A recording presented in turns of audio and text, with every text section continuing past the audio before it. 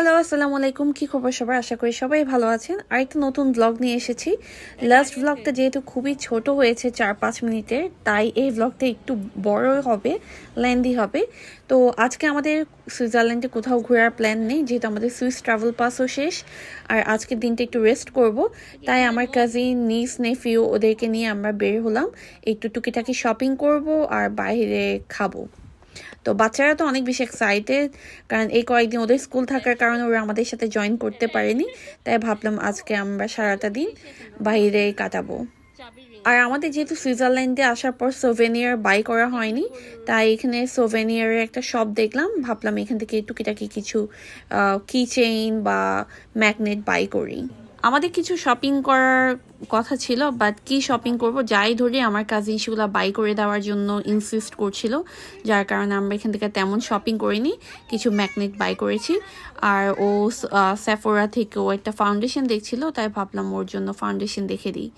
আর এখানে বাচ্চাদেরকে যেহেতু নিয়ে এসেছি, তাই বাচ্চাদের জন্য টুকিটাকি কিছু শপিং করলাম। আর এখানে ম্যাফিউকে দেখেন, সে বয়সে অনেক ছোট, বাট দেখতে সাইজ হাইটে আমার সমান হয়ে গিয়েছে। এই গরমকালে তুই জ্যাকেটটা পরে থাকবি? গরম কেন তুমি জ্যাকেট পরে আছো? আমাদের শপিং করা শেষ। এখানে মলের নিচে একটা ফুড কোর্ট আছে, একটা ক্যাফে আছে, তাই ভাবলাম সবাই ক্যাফেতে গিয়ে বসি, কিছু চা কফি খাই, আর বাচ্চারা যা যা খাবে সেগুলা বাই করবো। আমি খাবো। আমি খাবো।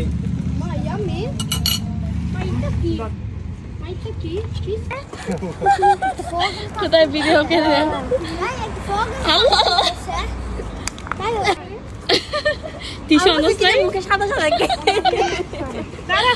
আমাদের আজকের জন্য ঘোরাঘুরি শেষ। বাচ্চারা অনেক এনজয় করেছে। এখন ডিরেক্টলি বাসায় যাব। আমাদের লাগেজগুলোও প্যাক করতে হবে, একটু রেস্ট করতে হবে, যেহেতু আমরা কালকে সকাল সকাল রওনা দিচ্ছি। আমরা আগামীকালকে যাচ্ছি হচ্ছে ফ্রান্সে।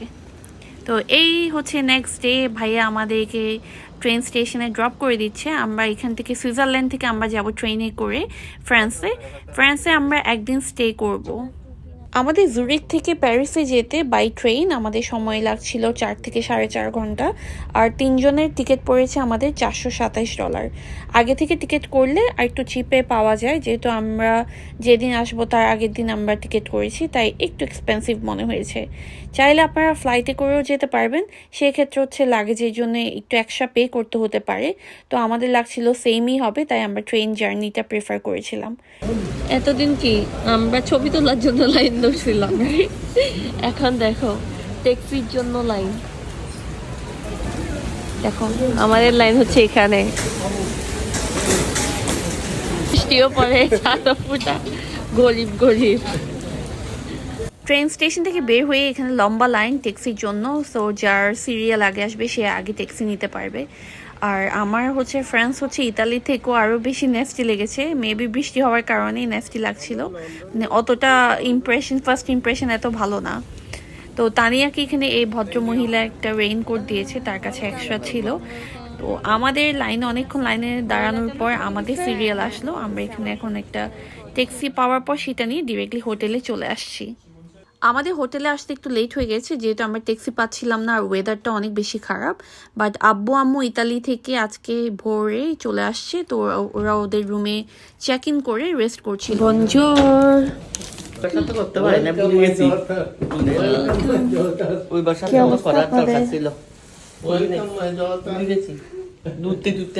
আপনাদের রুম না? রুম তো বড় আছে। ওইটা আপগ্রেড, ওইটা তো দুইটা বেড, একটা এরকম বেড শুধু, আর একটা এমনি সোফা বেড কে ঠিক আছে। তো একটু ওদের 3 জনের জন্য না হবে না, এখানে এরকম নিয়ম নেই, একসাথে 5 জন থাকে। ওকে, আর এটা হচ্ছে আমাদের রুম। আমাদেরটাতে একটা ফুল বেড আছে, আর হচ্ছে একটা সোফা বেড, ওয়াশরুম। আমি টায়ার্ড ফেস। অনেক বেশি বৃষ্টি হচ্ছে ফ্রান্সে, এত বেশি বৃষ্টি, আর শরীর তো খারাপ, তার উপর হচ্ছে বৃষ্টির পানিগুলো যখন মাথায় পড়ছিল আরো বেশি খারাপ লাগছে। অনেক ঘুরতে ঘুরতে ফুললি টায়ার্ড আমরা। তো আম্মুর একটা রুম পেয়েছে, আমার একটা রুম, দুটো রুম আজকে রাতের জন্য অ্যাকচুয়ালি এই দুটো রুম বুক করা হয়েছে। তো প্রাইস ভালোই আছে এটা অ্যাকচুয়ালি, রেটিং 7.9 লিখলেও রুম অনেক বেটার। আর যেহেতু আমার এখন এত বেশি আমি হোটেল বুক করেছি, তো আমার booking.com-এ জিনিয়াস লেভেল 2-তে আছে, তো ওরা অটোমেটিক রুম আপগ্রেড করে দিয়েছে আমাদেরকে। তো আব্বুদের রুমটা আপগ্রেড করে আরও একটু বড় রুম পেয়েছে, যেটা ভালো হয়েছে যেহেতু ওরা 3 জন ওই রুমে থাকবে, আর এই রুমটা হচ্ছে আমাদের 2 জনের জন্য। এখানে সুন্দর ওরা কফি দিয়েছে, কফি মেশিন প্লাস হচ্ছে কয়েকটা ক্যান্ডিও আছে এখানে। এখান থেকে ভিউ তেমন কিছু নাই, এই তো ফ্রান্সের স্ট্রিটগুলো।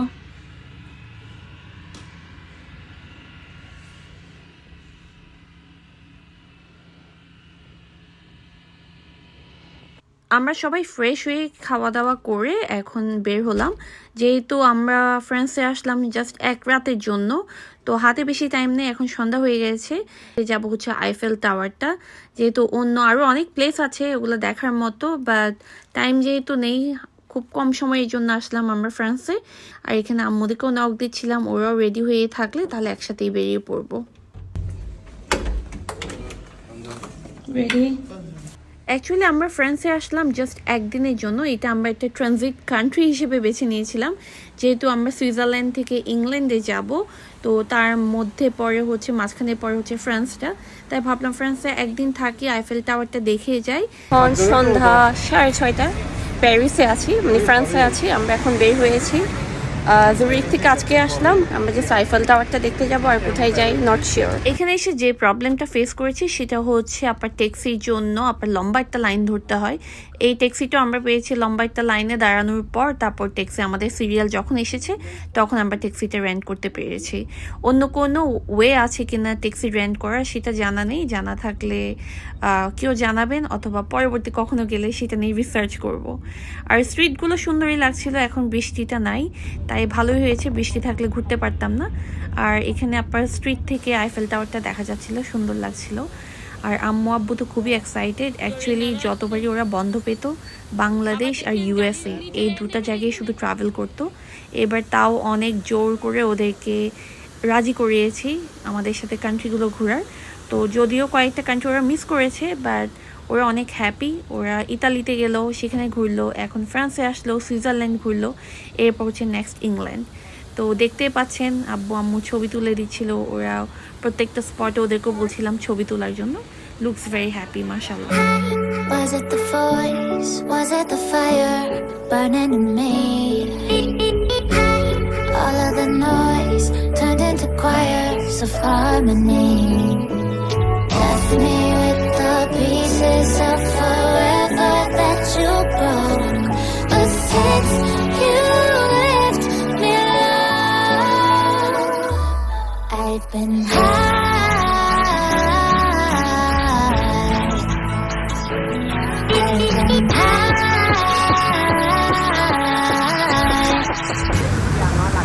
তো এখানে একটা রেস্টুরেন্ট, তারপর হচ্ছে এখানে একটা রেস্টুরেন্ট, তারপর হচ্ছে এখানে একটা রেস্টুরেন্ট।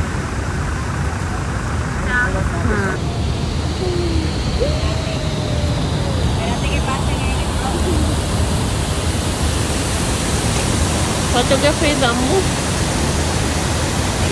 ওকে, তো আমরা এখন প্যারিসে আসছি, আমাদের অনেকগুলো ছবি তোলা শেষ, সন্ধ্যা হয়ে আসছে। এখন দেখুন আইফেল টাওয়ারের লাইটিংটা অন হয়েছে, আমরা জাস্ট স্পার্কলিং লাইটের জন্য ওয়েট করছি, যেটা এভরি আওয়ার 5 মিনিটসের জন্য অন হয় আপ টু 11:45। তো এখন 8:30 বাজে, আমরা ওয়েট করি দেখি স্পার্কলিং লাইটটা কখন স্টার্ট হয়, ওইটা দেখে আমরা এখান থেকে মুভ করবো। তো ওই পাশেও যাওয়া যায়, বাট আমরা ওখানে যাচ্ছি না, আমার লাগছিল দূর থেকে আইফেল টাওয়ারটা দেখলে সুন্দর লাগে, আর পুরো আইফেল টাওয়ারটা বোঝা যায়। আপনি যত কাছে যাবেন ভালো করে আইফেল টাওয়ারটা বুঝবেন না। উৎসুক জনতা।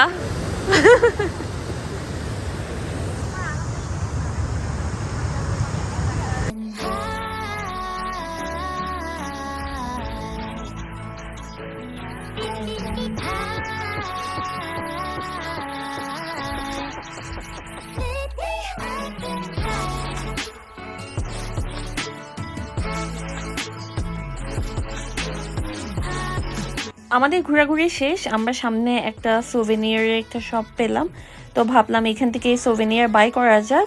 বাট এখানে এই ট্যুরিস্ট স্পটটাতে সোভেনিয়ার বা যাই কিছু বাই করেন না কেন অনেক বেশি এক্সপেন্সিভ। তো আমরা এখানে সোভেনিয়ারগুলো দেখছিলাম, আর হচ্ছে সামনে আরেকটা স্পট আছে, এখানে অনেকগুলো হিডেন স্পট আছে যেখান থেকে আপনার পিকচার তুললে অনেক বেশি সুন্দর হয়, যেগুলো আমি ইনস্টাগ্রামে দেখেছি। তো ওই প্লেসটা পেয়েছি, তাই ভাবলাম এখানেও কয়েকটা ছবি তুলে নিই। স্পেশালি আপনি যদি সকালে বা দুপুরে ছবি তুলেন তাহলে ছবিগুলো আরও বেশি ভালো আসে।